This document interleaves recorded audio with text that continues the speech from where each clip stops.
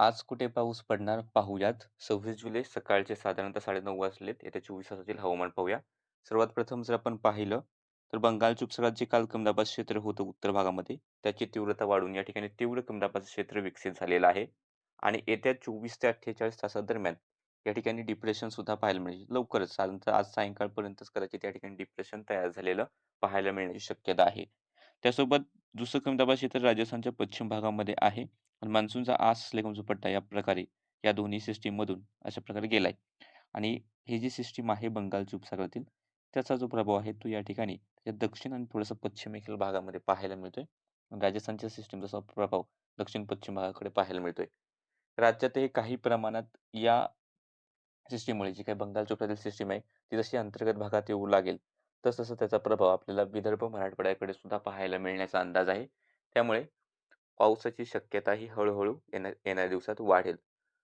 सध्या जर आपण पाहिलं सॅटेलाइट इमेजमध्ये, तर इकडे नाशिकचे घाट, पुणे घाट, सातारा घाट, कोल्हापूर घाट पावसाची संततधार किंवा पावसाच्या सरी देणारे ढग आहेत.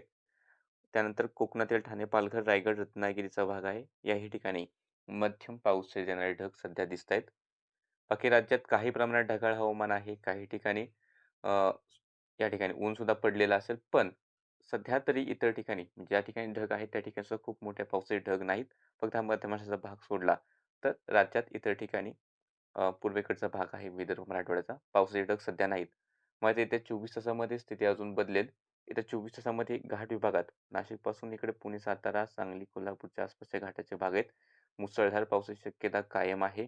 मुंबई, ठाणे, पालघर, रायगड, रत्नागिरी, सिंधुदुर्ग या ठिकाणी मध्यम ते जोरदार पाऊस सरी पाहायला मिळतील. त्यासोबत गडचिरोलीच्या भागामध्ये सुद्धा मध्यम ते जोरदार पाऊस सरी या पाहायला मिळण्याचा अंदाज आहे.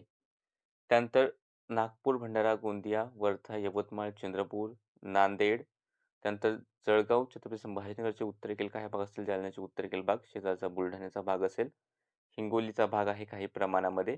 या ठिकाणी विखुरलेल्या स्वरूपात मध्यम तर एखाद्या ठिकाणी थोडासा जोरदार पाऊस होण्याची शक्यता ही दिसते. त्यानंतर सोलापूर, पुणे ते पूर्वेचा आसपासचा भाग, धाराशिव, लातूरचा काही भाग, त्यानंतर अमरावती, अकोला, वाशिमचे काही भाग आहेत, परभणी, बीडचे काही भाग आहेत. विखुरलेल्या स्वरूपात हलका ते मध्यम स्वरूपाचा पाऊस पाहायला मिळेल, पण हा पाऊस सार्वत्रिक नाहीये. आणि राहिलेला जो भाग आहे राज्यातील, या ठिकाणी क्वचित 1-2 ठिकाणी हलक्या मध्यम सरी होण्याची शक्यता नाकारता येत नाही. पण व्याप्ती ही कमी राहण्याचा अंदाज दिसतोय. तर त्यात मध्य महाराष्ट्राचे पश्चिमेकडील भाग आहेत. या ठिकाणी मध्यम मान्सून सरी या पाहायला मिळण्याची शक्यता आहे, हलकी किंवा मध्यम मान्सून सरी.